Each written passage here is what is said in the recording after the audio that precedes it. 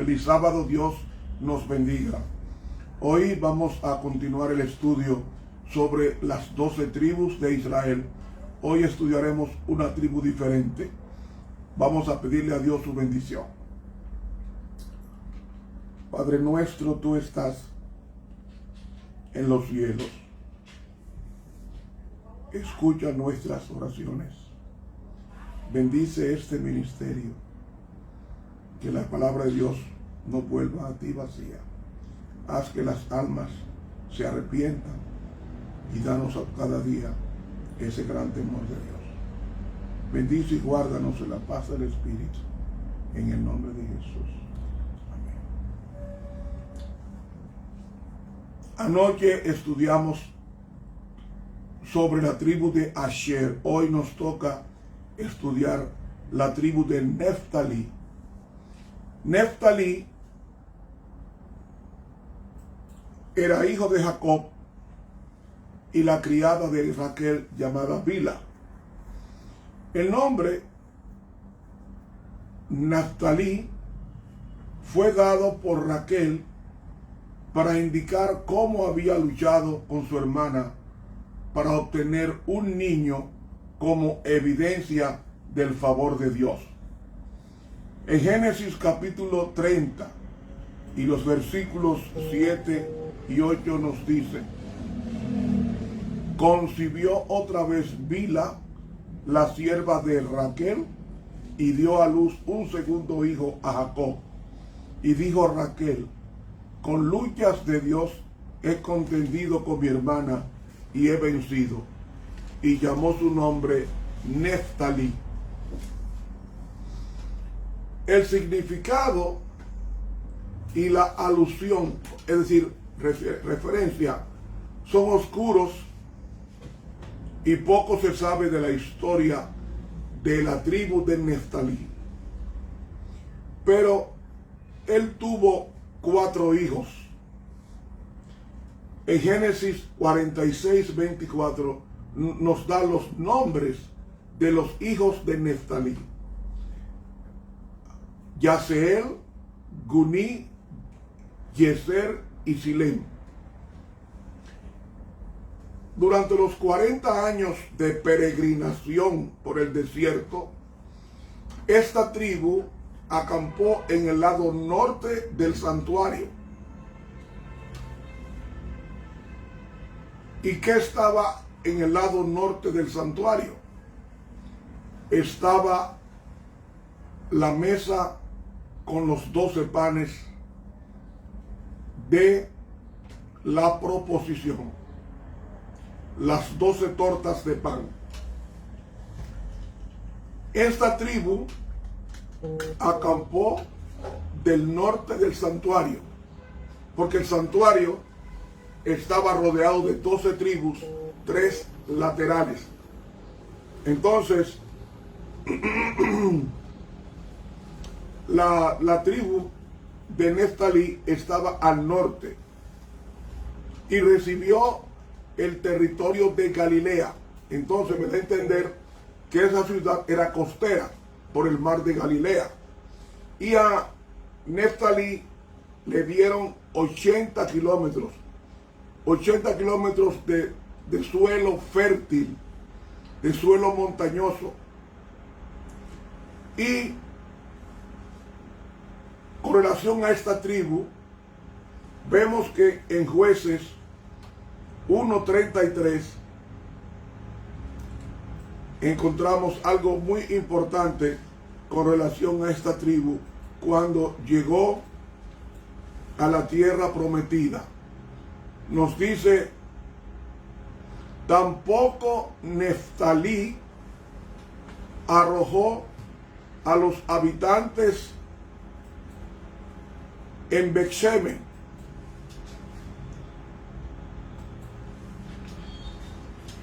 ni a los que habitaban en Betanat,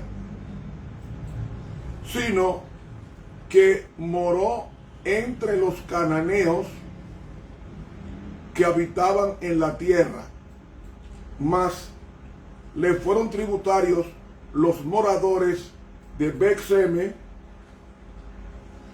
y los moradores de Betanat. Es decir, él no pudo o no quiso esforzarse para sacar a los enemigos de Dios. Prefirió mejor hacerlos tributarios. Eran a los cananeos que tenían sus ciudades fortificadas dentro del territorio asignado a Neftalí. De ahí que podríamos decir que la desidia de Neftalí lo hizo conformista, de tal forma que no arrojaron a los habitantes cananeos que sí estaban dentro de su tierra. Prefirió mejor hacerlos tributarios. Pero también algo relevante de esta tribu es que el rey Hirán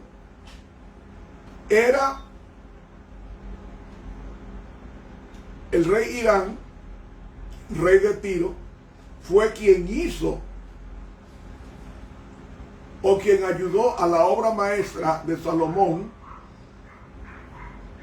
y en consecuencia esa obra maestra de Salomón, a quien contrató fue a un hombre muy diestro, muy capaz, llamado Hirán. ¿Saben una cosa? Hirán, el que hizo el templo, o proveyó el material para el templo de Salomón, mejor dicho, era hijo de una viuda de la tribu de Neftalí. Vamos a buscar esto en Primera de Reyes, el capítulo 7 y el versículo 14 nos dice: hijo de una viuda de la tribu de Neftalí. Su padre, que trabajaba en bronce, era de Tiro. Hirán era lleno de sabiduría, inteligencia y ciencia en toda obra de bronce. Este pues vino al rey Salomón e hizo toda su obra. ¿Ven? El rey Tiro llamado Hirán era descendiente de la tribu de Neftalí. Y este hombre era lleno de sabiduría, de inteligencia y de ciencia en toda obra de bronce. Este proveyó el material que contribuyó a la construcción del santuario o el templo de Salomón. Ahora leemos que, según Jueces, uno de los 15 jueces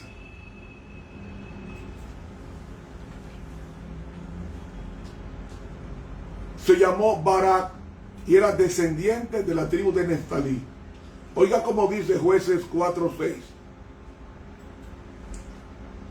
Y ella envió a llamar a Barak, hijo de Ahinoam, de Kedes de Neftalí. ¿Ven? ¿Quién mandó a llamar a Barak? Débora. Débora mandó a llamar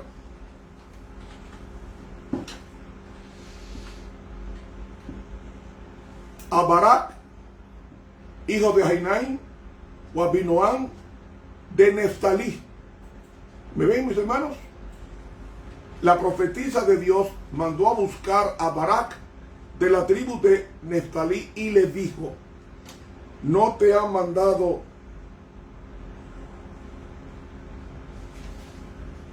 Jehová Dios de Israel diciendo: ve y haz gente en el monte,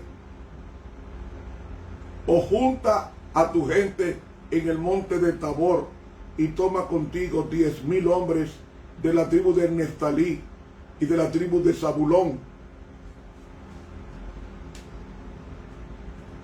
y yo traeré, dice el versículo 7, a ti al arroyo de Sison, a Sísara, capitán del ejército de Jabín, el rey Jabín, con sus carros y su ejército, y lo entregaré en tus manos. ¿Cuál fue la actitud que tuvo Barak con relación a esa invitación? El versículo 8 nos dice lo siguiente. Y Barak le respondió: si tú fueres conmigo, yo iré, pero si no fueres conmigo, no iré.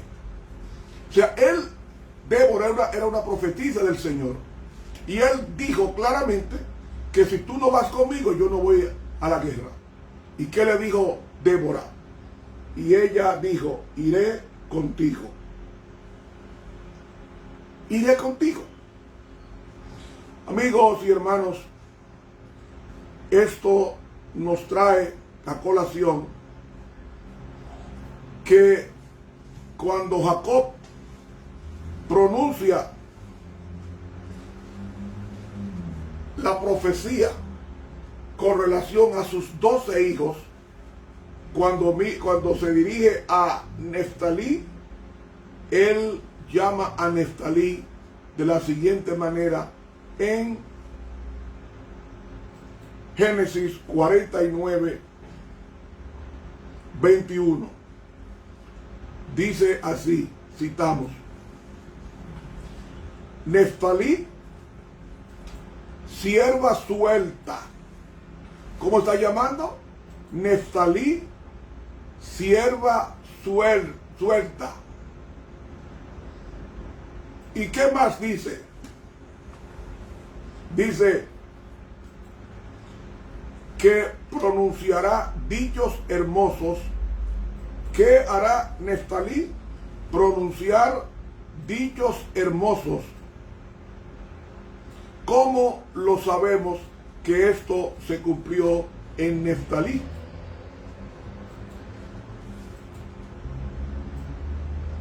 Esto se refiere a la elocuencia que tendría Neftalí. Es una alusión al don de la elocuencia y del canto manifestado en esa tribu del norte.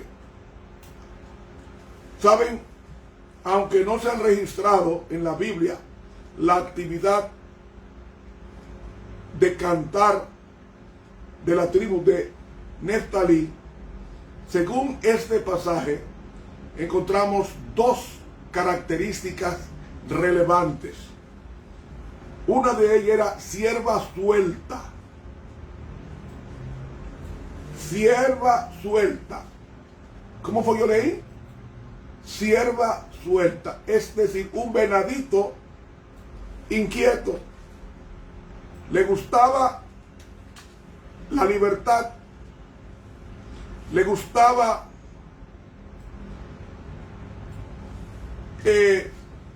dedicarse a lo que agradara a sus ojos. Y esta característica de esta tribu la vemos en los siguientes pasajes que voy a invocar. Una sierva suelta era libertina. ¿Y sabe qué nos dice el libro Joya de los Testimonios, el tomo 1 y la página 253? El libertinaje es un pecado característico. Nos dice Judas 1:4, porque algunos hombres han entrado encubiertamente, los que desde antes habían sido destinados para esta condenación, hombres impíos que convierten en libertinaje la gracia de nuestro Dios y niegan a Dios, el único soberano, y a nuestro Señor Jesucristo.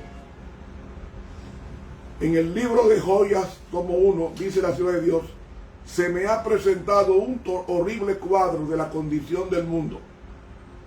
La inmoralidad cunde por doquiera.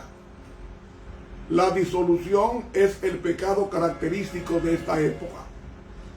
Nunca alzó el vicio su deforme cabeza con tanta osadía como ahora. La gente parece aturdida y los amantes de la virtud y de la verdadera bondad casi se desaniman por esta osadía, fuerza y predominio del vicio. Hay que tener cuidado y no seguir los pasos de los disolutos ni de los libertinos. Joyas de los testimonios, he leído el tomo 1 y la página 253.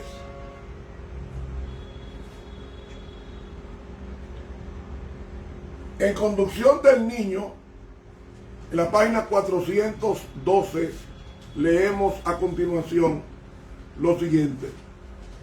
Se me indicó Romanos 1, 18 al 32, como un cuadro que describe al mundo antes de la segunda venida de Cristo. Es el pecado, no las pruebas y sufrimientos, lo que separa a Dios de su pueblo e incapacita al alma para disfrutar de Dios y glorificarlo.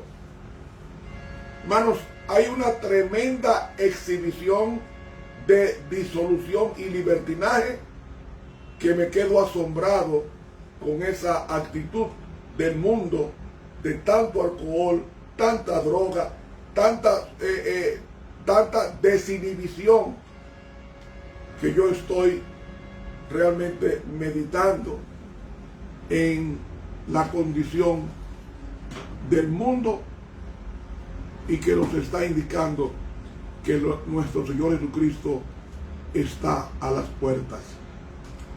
Dice ella, es el pecado el que destruye a las almas. El pecado y el vicio existen lamentablemente en las familias que guardan el sábado. El vicio. ¿Qué es vicio? Todo lo contrario a la virtud. Eso es el vicio. El vicio es algo tan terrible que ha invadido el seno de muchos hogares, porque el significado de vicio es el hábito de hacer algo malo o de hacer algo perjudicial que se considera reprobable desde el punto de vista moral. Por ejemplo, el fumar. Lo que hace daño al alma es un vicio.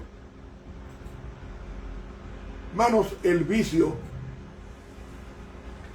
está ya, dice ella, en el seno de los que guardan el sábado. Pero también se le llama vicio a la situación de libertinaje,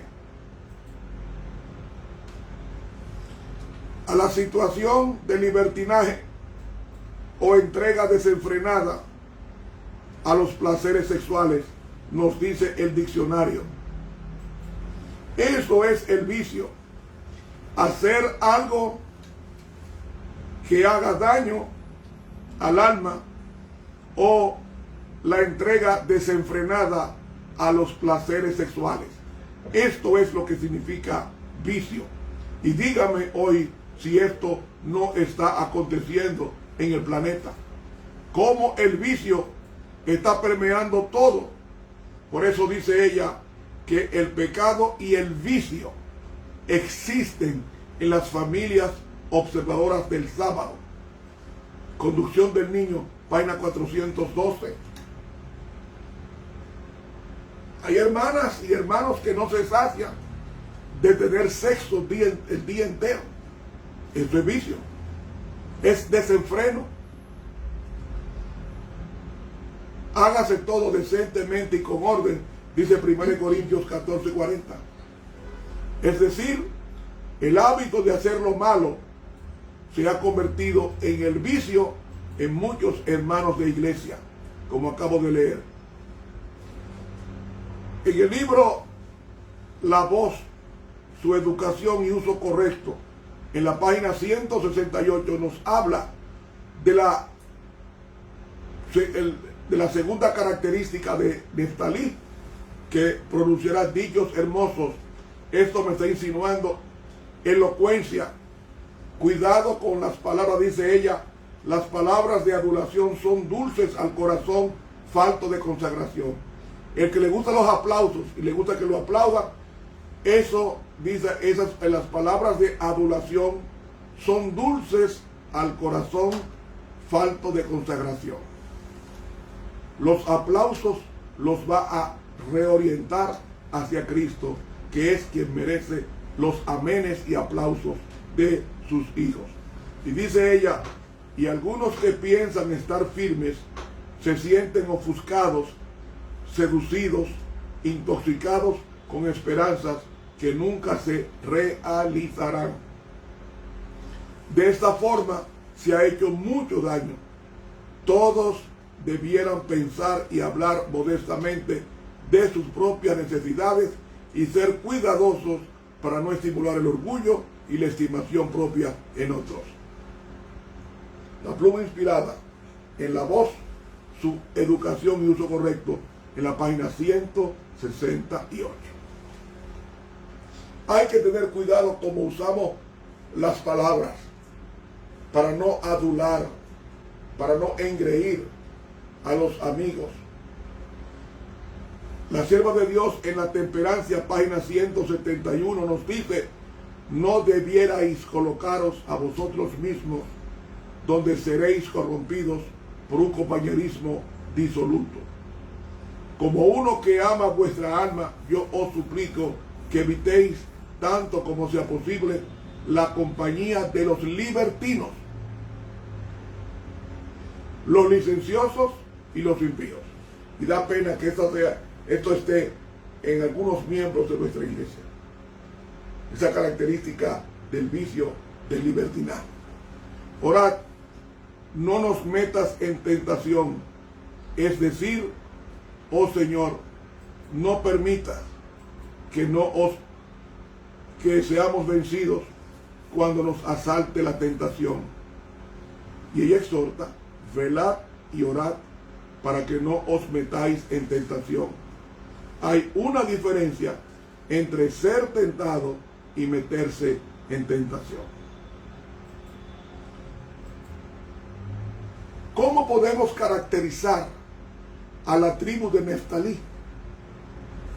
En el libro de Judas nos dice cómo era esta tribu. Judas 1:4: porque algunos hombres han entrado encubiertamente, los que desde antes habían sido destinados para esta condenación, hombres impíos que convierten en libertinaje la gracia de nuestro Dios y niegan a Dios, el único soberano, y a nuestro Señor Jesucristo. Lo niegan por su forma de sus vicios. La sierva de Dios en el libro Maranata, en la página 137, nos dice: por doquiera Satanás procura atraer a los jóvenes al camino de la perdición, y si puede colocar una vez los pies de ellos en el camino, los apresura en su curso descendente, guiándolos de un libertinaje a otro, hasta que sus víctimas pierden la sensibilidad de la conciencia y no tienen más temor de Dios delante de sus ojos. Cada vez tienen menos dominio propio. Se entregan al vino y al alcohol, al tabaco y al opio, y van de un grado de disipación a otro. Son esclavos del apetito. Aprenden a ser libres cuando son esclavos de la corrupción. Por libertad quieren decir que son esclavos del egoísmo, del apetito depravado y del libertinaje. Maranata, página 137 de la pluma inspirada. Otra cita, a fin de conocerle, página 269, la inspiración nos dice: En este tiempo hay un amor febril por el placer y un aumento del libertinaje y un desprecio a la autoridad. Dígame si no hay irrespeto a las autoridades. Lo hay.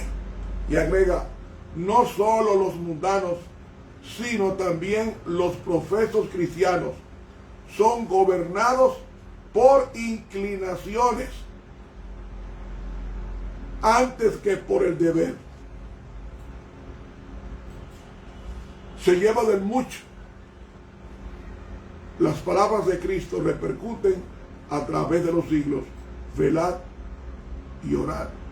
De Mateo 26, 41.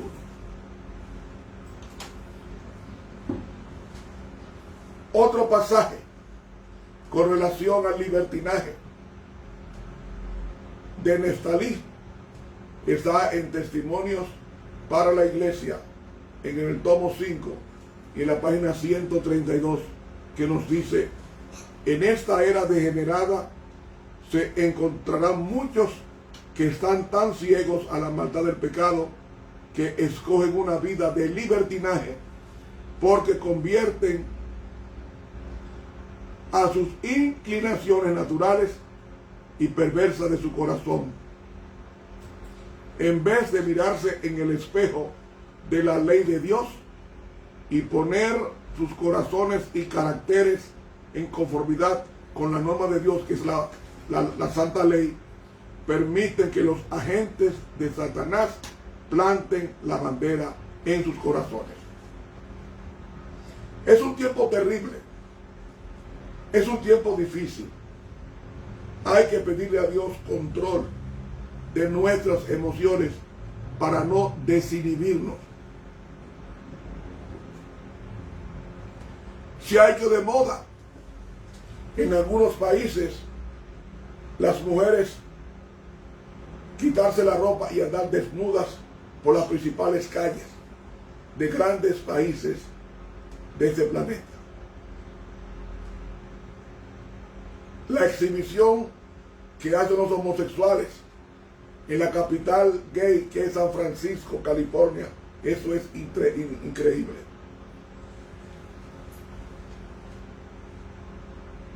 Si queremos evitar caer en el libertinaje, la sierva de Dios nos dice en el libro La fe por la cual vivo, en la página 226, así: primeramente habéis de velar. ¿Cómo usted vela? Velar implica estudiar la palabra de Dios. Velad para que no habléis precipitada, colérica e impacientemente. Hay que velar, estar atentos. Velad para que el orgullo no haya cabida en vuestro corazón. ¿Y cómo haya cabida en el corazón? A través de las palabras precipitadas y coléricas e impacientes. Velad para que las malas pasiones no os dominen en vez de ser dominadas por vosotros.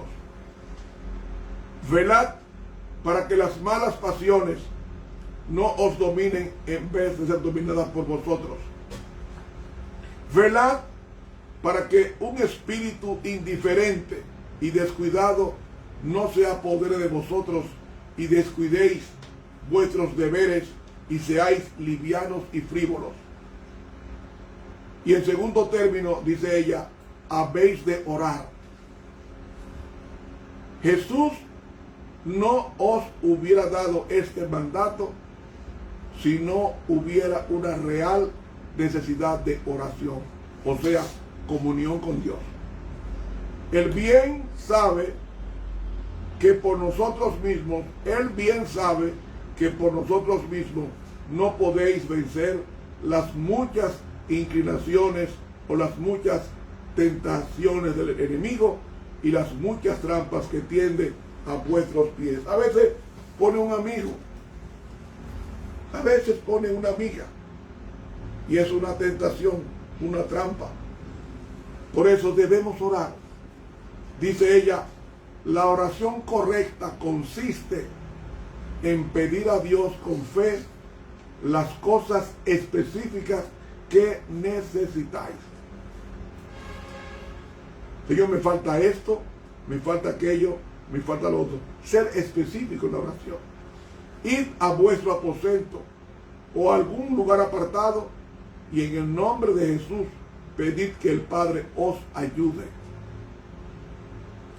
Hay poder en la oración que brota de un corazón convencido de su propia debilidad, pero que no obstante anhela fervientemente aquella fortaleza que viene de Dios. La oración fervorosa será oída y contestada. Velad y orad. Así evitaremos caer en los vicios de la tribu de Neftalí. Y termina diciendo ella, no desmayéis, acudid a los pies de Jesús, quien fue tentado en todo y sabe cómo ayudar a los que son tentados. Jesús nos entiende cuando estamos siendo tentados, porque Él pasó por esa tentación. Presentad vuestro caso ante Dios por medio de Jesús, hasta que vuestra alma descanse confiadamente en su fortaleza y sintáis que no estáis solos en esa lucha por la victoria. He leído La fe por la cual vivo, la página 226 de la pluma inspirada. Hay que velar, sacar tiempo para leer la palabra de Dios, sacar tiempo para hablar con Dios, encerrarse en la habitación y caer de rodillas y hablar con Él y decirle lo que nos preocupa, lo que queremos nosotros. No compre un vehículo sin antes consultar a Dios. No compre una casa sin antes consultar a Dios. No salga al mall a comprar sin antes consultar a Dios. Te va a convenir porque te va a llevar a sitios donde la ropa buena es barata, el zapato bueno es barato y también algo más. El carro que tú compres o la casa que tú compres te va a gustar mucho porque el Señor conoce tu corazón y conoce mi corazón. La fe por la cual vivo, página 226 de la pluma inspirada. Entonces, ¿qué vemos en Neftalí? Que ser muy liberal haciendo despreocupadamente lo que nos plazca nos hace mucho daño y eso se llama libertinaje. Otra característica de Neftalí es una persona que consigue lo que quiere a través de su elocuencia. Dice la sierva de Dios en el libro En los lugares celestiales, en la página 347, lo siguiente. Durante años, Satanás ha estado obteniendo el control de las mentes humanas mediante sofisterías sutiles que ha inventado para que ocupen el lugar de la verdad. En este tiempo de peligro, los que obran el bien en el temor de Dios glorificarán su nombre con las palabras de David. Tiempo es de actuar, oh Jehová, porque han invalidado tu ley. Salmo 119, versículo 126. Él quiere controlar la mente, Satanás, porque controlando la mente estará controlando las palabras.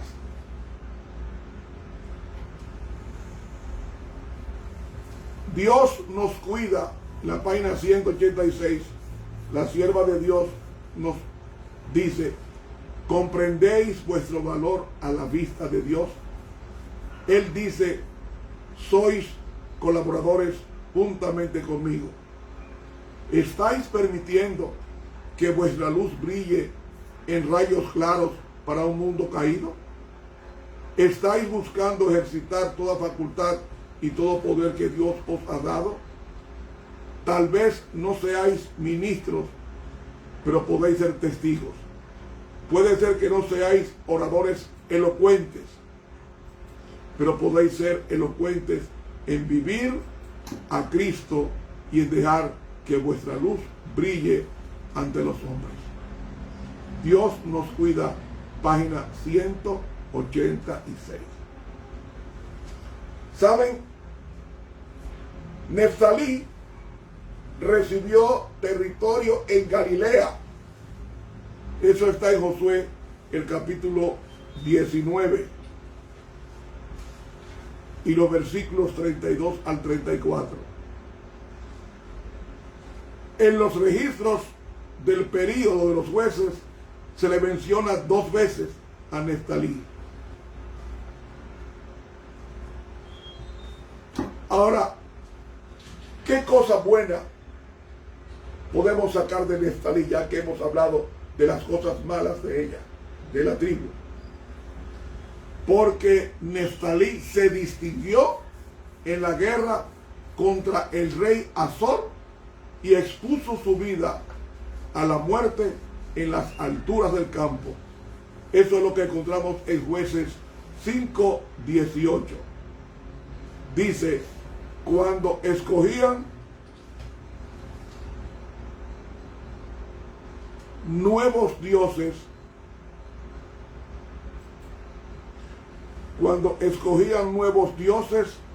la guerra estaba a las puertas. Se veía escudo o lanza entre 40,000 en Israel. ¿Ve? Estaba dispuesto a la guerra contra los enemigos del pueblo de Dios. Otro aspecto relevante de esta tribu es lo que encontramos al libro de Jueces 6:35. ¿Cómo respondió Neftalí al llamado de Gedeón, que era uno de los 15 jueces de Israel, pidiendo ayuda para expulsar a los madianitas opresores? Cuando nos dice, y envió mensajeros por todo Manasés, y ellos también se juntaron con él. Asimismo envió mensajeros a Aser, a Zabulón y a Neftalí, los cuales salieron a encontrarles, es decir, salieron a la guerra.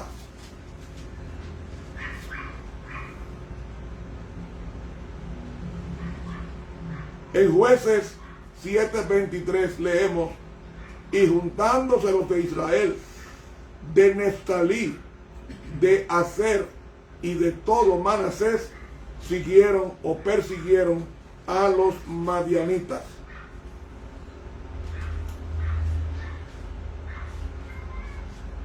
Como Moisés, en su visión profética, califica a la tribu de Neftalí.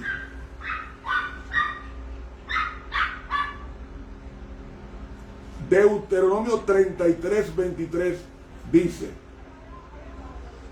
a Neftalí dijo, Neftalí, saciado de favores, lleno de la bendición de Jehová, posee el occidente y el sur. ¿Cómo nos dice aquí?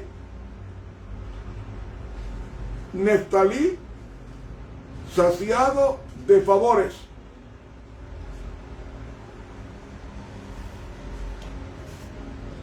lleno de bendición de Jehová, posee el occidente y el sur. Realmente dice el mar, en el hebreo dice el mar, refiriéndose al mar de Galilea. Al mar de Galilea. Y el sur. Pero esta tribu dice, saciado de favores y lleno de la bendición de Jehová. ¿Cómo se cumplió esta profecía? En el libro de Josué, el capítulo 19, oiga comenzando el versículo 32. Vea cómo se cumplió la visión profética de Moisés con Neftalí, o con referencia a Neftalí.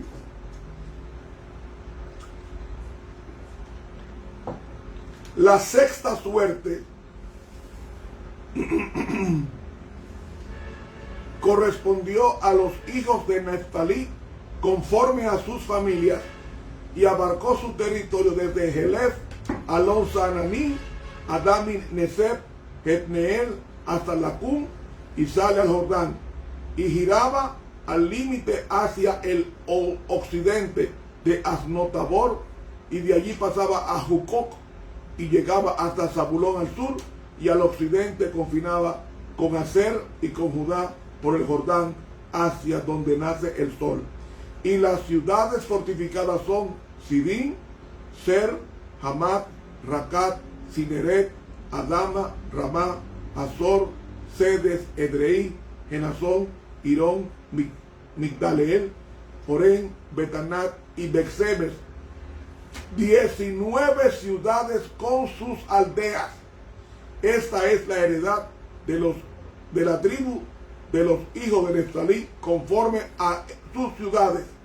Estas ciudades con sus aldeas. Estoy citando las 19 ciudades que heredó el reino de Neftalí, o la tribu de Neftalí. Dice, lleno de la bendición de Jehová y saciado de favores, y poseía el mar de Galilea. ¿Saben? Cuando Isaías profetizó que a la tierra de Zabulón como a la tierra de Neftalí, en Galilea de los gentiles llegaría gran luz. En Isaías 9, 1 y 2 leemos: mas no habrá siempre oscuridad para la que está ahora en angustia. ¿Se recuerda que cuando estudiamos el trimestre pasado el libro de Isaías, conocimos de que las 10 tribus, entre ellas la de Neftalí, fueron llevadas por Asiria y destruida la mayoría, y el remanente fue esparcido por las naciones? Y la tribu de Neftalí, el territorio, fue ocupado por personas paganas, por personas gentiles, por eso se llama Galilea de los gentiles. Y entonces Isaías 9 nos dice: mas no habrá siempre oscuridad para la que está ahora en angustia, tal como la aflicción que le vino en el tiempo que livianamente tocaron la primera vez a la tierra de Zabulón y a la tierra de Neftalí, pues al fin llenará de gloria el camino del mar de aquel lado del Jordán, en Galilea de los gentiles. El pueblo que andaba en tinieblas vio gran luz, y los que moraban en tierra de sombra de muerte, luz resplandeció sobre ellos. ¿Cuándo se cumplió esto? Esta predicción se cumplió en los días de Cristo, cuando su ministerio benefició a esa región más que a cualquier otra de Palestina. Porque leemos en Mateo 4, 12 al 16 el cumplimiento. Cuando Jesús oyó que Juan estaba preso, volvió a Galilea, y dejando a Nazaret, vino y habitó en Capernaum, ciudad marítima, en la región de Zabulón y de Neftalí, para que se cumpliese lo dicho por el profeta Isaías cuando dijo: tierra de Zabulón, tierra de Neftalí, camino del mar, al otro lado del Jordán, Galilea de los gentiles. El pueblo asentado en tinieblas vio gran luz, y a los asentados en región de sombra de muerte, luz les resplandeció. Hermanos, ¿qué luz fue la que resplandeció? Hubo ciudades famosas en los tiempos del Nuevo Testamento que pertenecían a Neftalí. Estaba Capernaum, estaba Corazín, estaba Tiberias, y estas ciudades famosas estaban en el territorio de Neftalí. Ahora escuchen qué nos dice Mateo capítulo 4.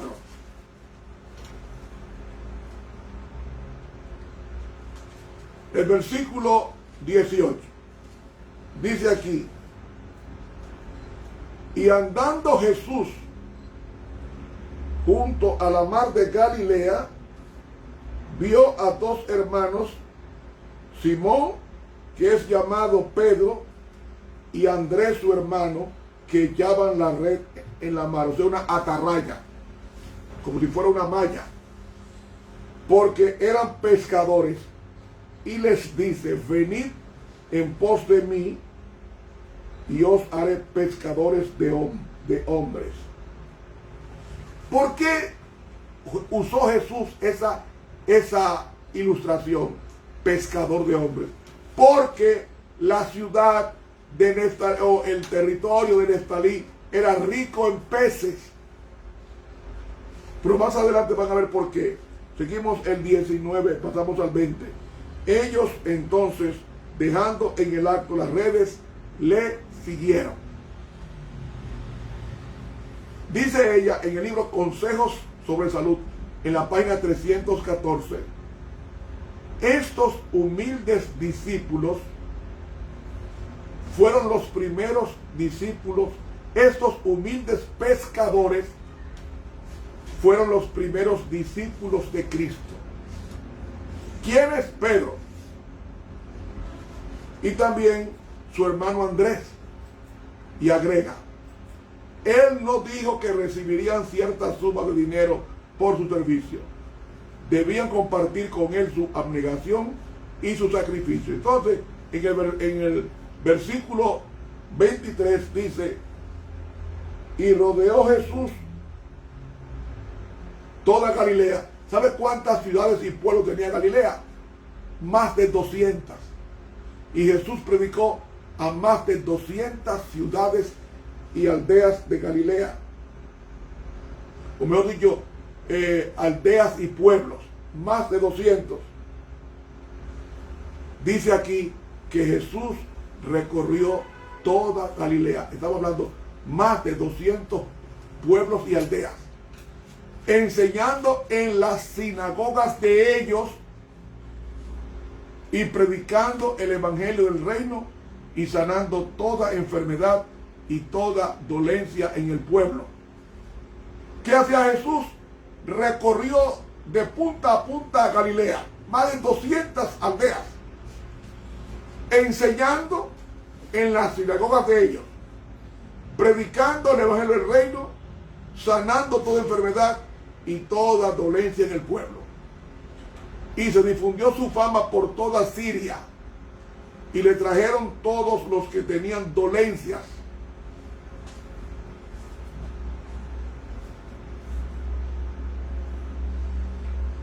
los menos graves, los afligidos por diversas enfermedades y tormentos, los endemoniados, lunáticos y paralíticos, y los sanó.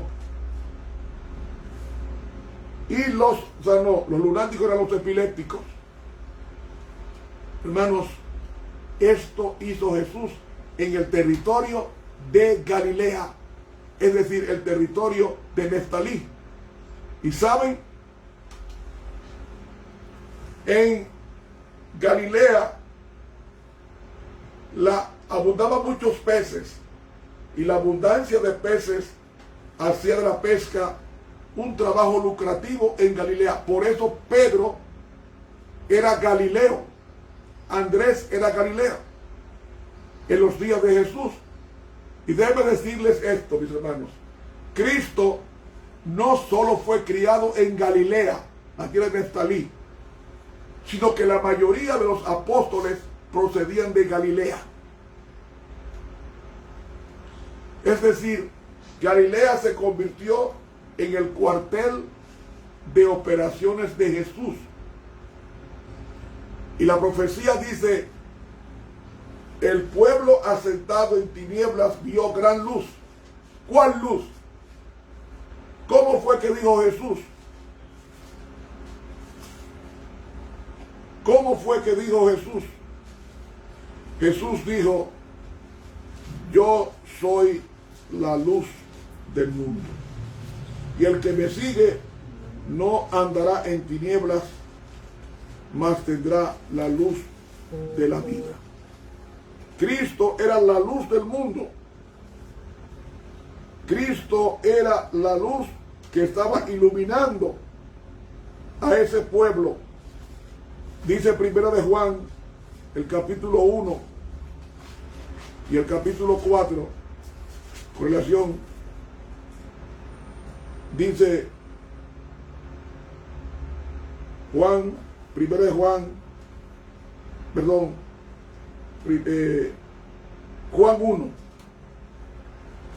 Juan 1, definiendo al Mesías, dice, en él estaba la vida, y la vida era la luz de los hombres.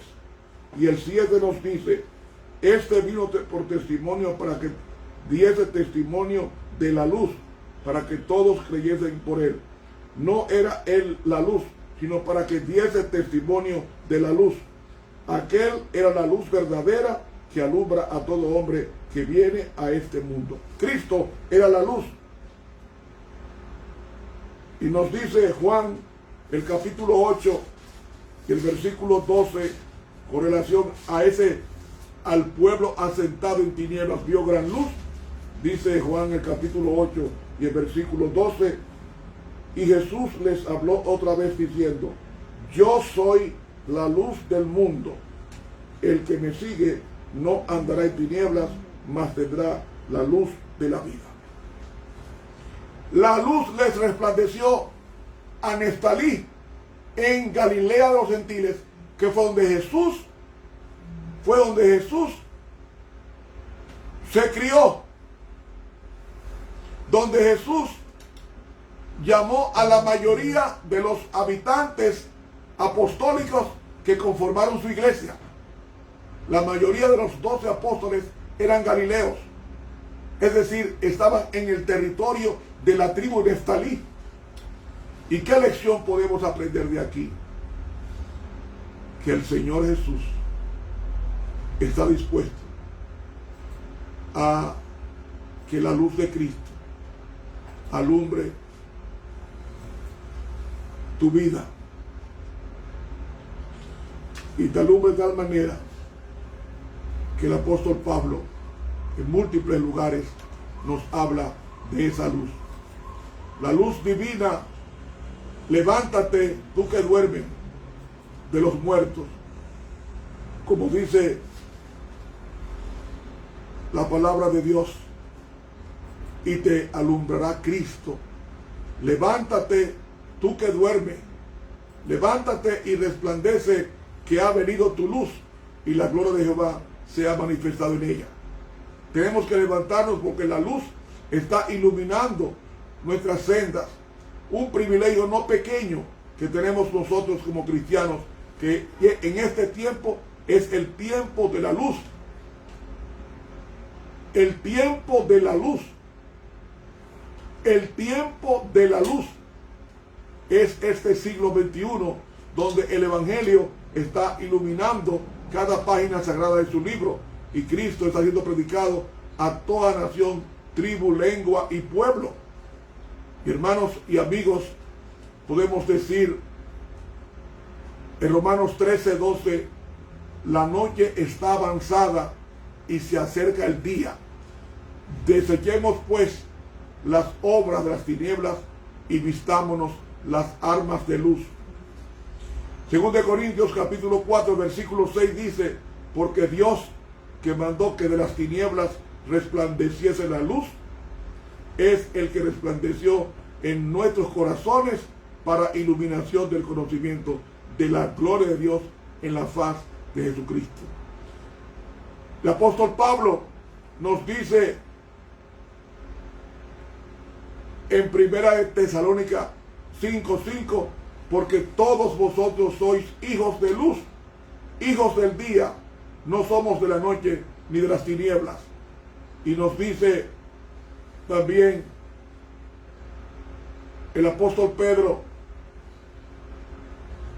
1 de Pedro 2:9, mas vosotros sois linaje escogido, real sacerdocio, nación santa, pueblo adquirido por Dios, para que anunciéis las virtudes de aquel que os llamó de las tinieblas a su luz admirable.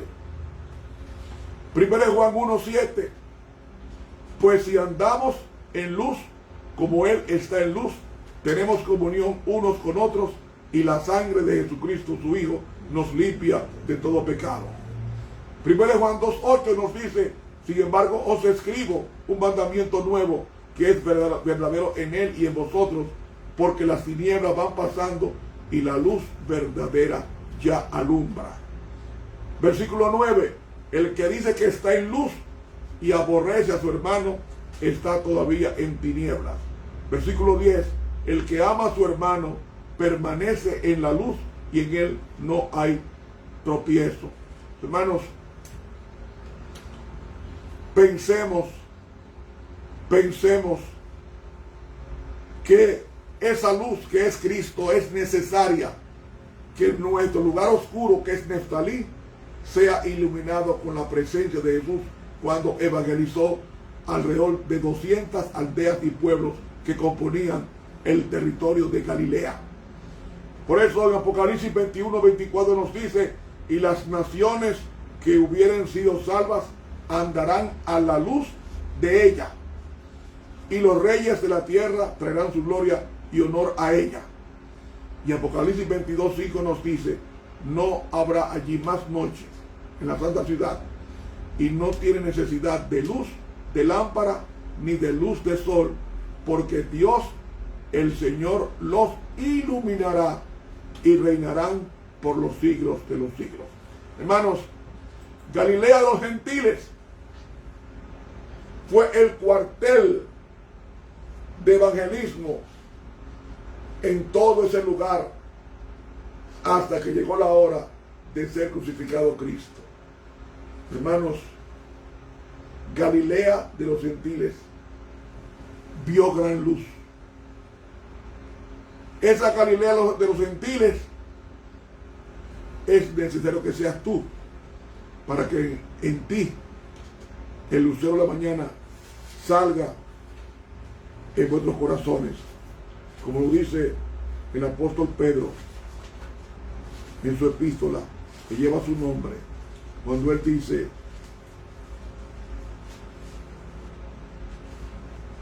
tenemos también, versículo 19, la palabra profética más permanente, a la cual hacéis bien en estar atentos, como a una antorcha que alumbra en lugar oscuro, hasta que el día esclarezca y el lucero de la mañana salga en vuestro corazón. Hay que seguir la luz. Él es la luz del mundo. La luz que alumbró a Galilea de los gentiles, es decir, el territorio de Neftalí. Quiere también Dios iluminarte hoy. Despierta de tú que duermes, y te alumbrará Cristo. Necesitamos a Cristo, hermanos. Necesitamos que seamos privilegiados como Neftalí, que esa Galilea de los gentiles que formaba parte del territorio de Neftalí, las 200 aldeas y pueblos sean visitados por Jesús, y al ser visitados por Jesús, predique en nosotros el evangelio del reino,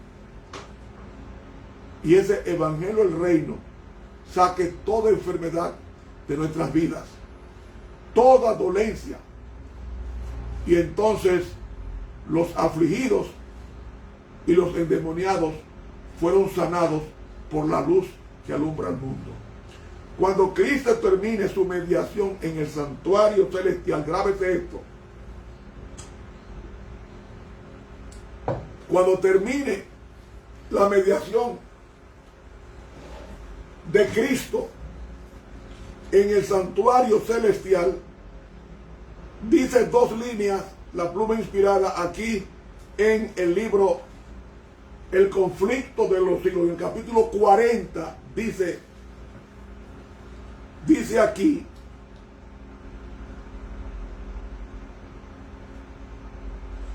cuando Él abandone el santuario, refiriéndose a Cristo, las tinieblas envolverán los habitantes de la tierra.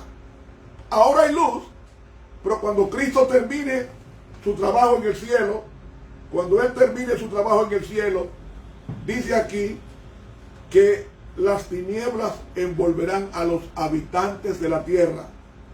Capítulo 40 del conflicto de los siglos. Durante ese tiempo terrible, los justos deben vivir sin intercesor a la vista del santo Dios. Y agrega, dice, como los ángeles de Dios, escuchen esto, como los ángeles de Dios dejen ya de contener los vientos violentos de las pasiones humanas, todos los elementos de contención se desencadenarán y el mundo entero será envuelto en una ruina más espantosa que la que cayó antiguamente sobre Jerusalén. Hay fuerzas hoy listas que no esperan más que el permiso de Dios para sembrar la desolación por todas partes. He leído el capítulo 40 del conflicto de los siglos, el tiempo de angustia. Hermanos, aprovechemos la luz hoy. Pronto Él va a terminar su trabajo en el cielo de intercesión, de mediación. No dejemos escapar la luz. Saquemos tiempo a este corto tiempo de gracia. Porque el Señor Jesús ya está a las puertas. Que Dios nos ayude a que Él visite el terreno nuestro como el de Neftalí, para que la luz de Cristo haga su trabajo de intercesión, de evangelismo y de sanidad de nuestra vida, para que seamos sellados para vivir con Cristo en cielos nuevos y en tierra nueva. Vamos a orar, que Dios nos bendiga. Padre, muchas gracias por habernos acompañado, haber estado con nosotros. Llena nuestras cámaras ocultas del corazón humano de la luz del cielo, para que seamos examinados, limpiados y ennoblecidos por tu gracia redentora. Danos un resto de tarde gozoso en el Señor, oración que te presentamos en el bendito nombre de Jesús. Amén. Bien, mis hermanos, la próxima semana continuaremos con este estudio. Estoy pensando las tres últimas tribus que nos faltan, terminarlas la próxima semana. Avisaré por este medio si lo hacemos miércoles, jueves y viernes, o si lo hacemos jueves, viernes y sábado. Posiblemente sea miércoles, jueves y viernes. Mis hermanos, que Dios nos bendiga. Te habló el profesor Ramón Romero. Dios siga con nosotros.